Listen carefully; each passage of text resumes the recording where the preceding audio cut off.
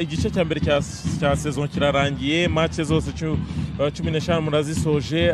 Aka kanya twavuga ko ari Rutsiro nayahe masomo mwaba mwize abafasha wenda gufata ingamba ku gice cya kabiri cya sezon. Ni igice cya mbere kiri mu yihe shusho kuri mwebwe?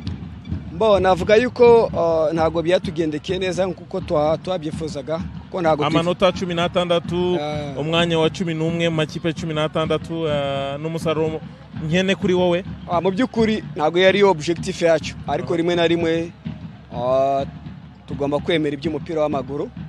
Tifuzaga byibuze ko twajya hejuru ya 20, ariko ntago byakunze.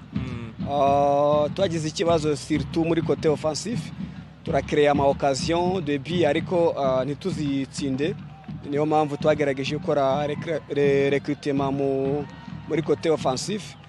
Ntekereza ko abakinnyi twazanye ni habitaba by'umwaka, yego n'ibitabo by'umwaka uko tubazi naho twabakuye tukurikije performance yabo cyangwa stati zabo. Ntekereza ko bashobora kuzadufasha mu busatirizi, kuko ntago twagendera kuri lamba gusa. Ngira ngo abibonye yuko iyo afashwe biba birangiye, so tugomba gushaka abandi bagira bamufasha, kandi twarababonye. Ntekereza ko phase ale na phase retour ntago bizaba bisa nkuko tubyifuza. Coach, ikiruhuko cyiza kandi amahirwe masa ku gice cya kabiri cya sezon. Urakoze cyane coach. Ni umutoza rero Bisengimana Justin, umutoza w'ikipe ya Rutsiro. Tubibutsa ko ikipe ya Rutsiro birumvikana ikinira hano mu karere ka Rubavu kuri stade Umuganda, kimwe na Etincelle ndetse na Marine, bitewe n'ubwo stade ya Rutsiro ntabwo yemewe mu by'ukuri ku bijyanye n'ibyangombwa, ariko ni Rutsiro igerageza gukomeza kwirwanaho. Turi kumwe rero n'umutoza coach Eradi Mohamed, umutoza w'ikipe ya PRFC. Coach, félicitations, ces 3 points, mais il faut dire que ce ne sont pas 3 points de gratuit. Il a fallu se battre. C'était quand même le score ne reflète pas forcément la physionomie du match. Il y avait un adversaire tout de même en face. D'abord, alhamdoulilah, merci Dieu, merci aux joueurs, félicitations à eux. Ils ont répondu dans la fatigue. Ils ont répondu dans... on a commencé les premiers le championnat et on a terminé les derniers de championnat. Ça veut dire 7 mois, 8 mois de travail. Depuis le mois de juillet, fin juillet, on a commencé, début août. Donc la saison a débuté très tôt pour Appel et a terminé très tard. Et les joueurs, ils ont résisté. Ils ont répondu dans la fatigue. Depuis que j'ai arrivé à Appel, le bilan de la phase allée au niveau Afrique, il est excellent. Le bilan au niveau championnat Rwanda, il est excellent. C'est la première année, on a fini 1 point la phase allée. Deuxième année, on a été ex-aequo avec AS Kigali. Cette année, on est 5 points d'avance sur nos adversaires. Vraiment, félicitations à ce groupe, félicitations au staff, félicitations à la famille d'Aper. Réponse à votre question, comme vous le savez, depuis que j'ai arrivé, il n'y a aucun match facile au Rwanda. Aucun. Si tu veux gagner, tu dois te battre jusqu'à la dernière seconde et tu dois donner à 100%. J'aime ça. J'aime des équipes qui grandissent jour après jour. C'est comme ça que le football rwandais va aller vers l'avant, vraiment. Quand vous parlez de grandir, coach, dans les 2 ou 3 derniers matchs qu'Aper a livrés, vous étiez très... un peu dur dans vos propos par rapport à l'attitude et au caractère de vos joueurs. Est-ce qu'on peut dire que le match de Mukura ou le match d'aujourd'hui, il y a eu du répondant par rapport au caractère que vous demandez à vos joueurs? Est-ce qu'il y a eu... ils ont répondu à l'appel? D'abord, on a les meilleurs joueurs rwandais. On ne peut pas être dur avec des joueurs qui n'ont pas de talent, qui n'ont pas de compétences. Ces joueurs-là, ils sont talentueux, ils progressent très vite, ils ont beaucoup de talent. Alors, la phase d'exigence, on est arrivé, on doit être dur. Les joueurs, ils ont répondu. Le match de Mukura, je ne le compte pas, parce que c'est un match à 2 jours. Ça, je ne compte pas. Je compte la prestation d'aujourd'hui, je compte la prestation de Police, je compte la prestation d'AS Kigali. Vraiment, on a été dans le jeu très supérieur, très discipliné dans les 2 moments du jeu. Ce qui nous a manqué, c'est la finition devant le but. On a travaillé, on sait que nos joueurs, ils sont talentueux. Il faut travailler sur de petits détails.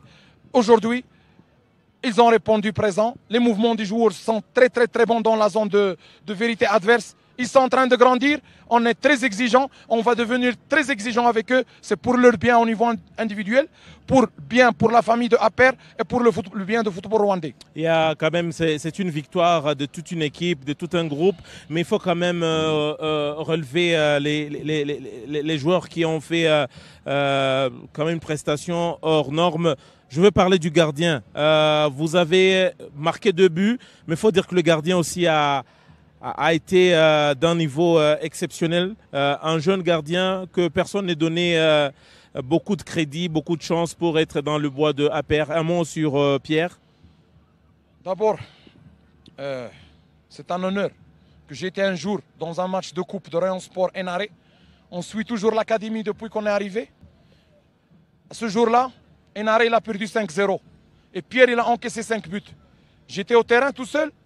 J'ai dit ce gardien, ça sera l'avenir du gardien de Rwanda. Je l'ai ramené à l'entraînement.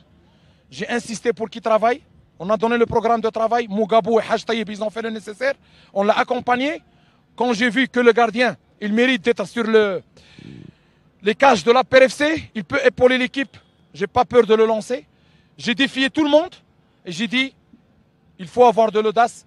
Et ce gardien-là va être le meilleur gardien du pays. On l'a lancé au premier tour. Il y a des gens qui ont douté. Et ils disent, coach, ce n'est pas un gardien de deuxième tour. J'ai dit non. Si je perds le deuxième tour, vous me le mangez. Mais c'est Pierre qui sera le gardien. Aujourd'hui, je le remercie. Et je suis fier de lui. Il a répondu présent. Merci à nous tous. Et merci au staff aussi qui a travaillé avec lui. Et c'est ça notre travail. C'est pour cela qu'on est payé.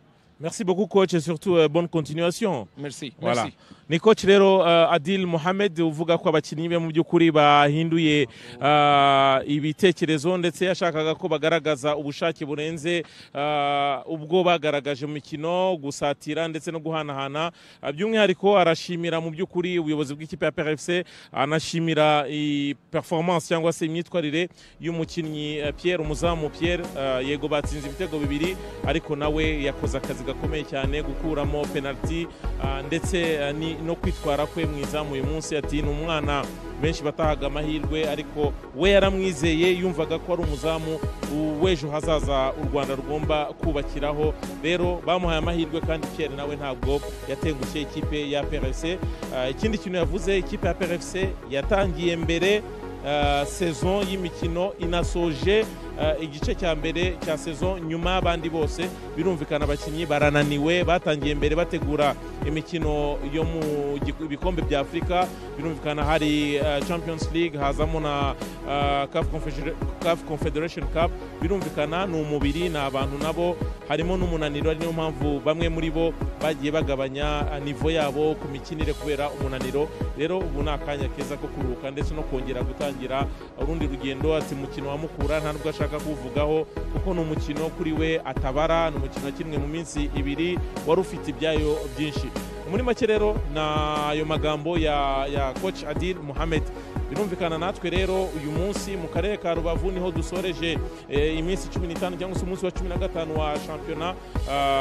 Nkuko twabasezeranyije rero Magic Sport TV iri hano kugira ngo ibagezeho umupira mu buryo bwose bushoboka, ahashoboka hose tugomba kuhagera. Nshimira abantu bose twabanye muri iki gice cya mbere cya saison, bagenzi banjye Titi Rigoga, Mugaragu, Ariane na equipe ngari, ba Gustave Obi director n'abandi bantu bose, abatekinisiye bose badufashije kugira ngo imikino muyirebe, kandi tunabizeza ko tuzarushaho gukora kugira ngo na bimwe bitagenze neza tugenda twikosora. Turi abantu, namwe muri abantu, kugira ngo tubagezeho ibyiza mukwiye.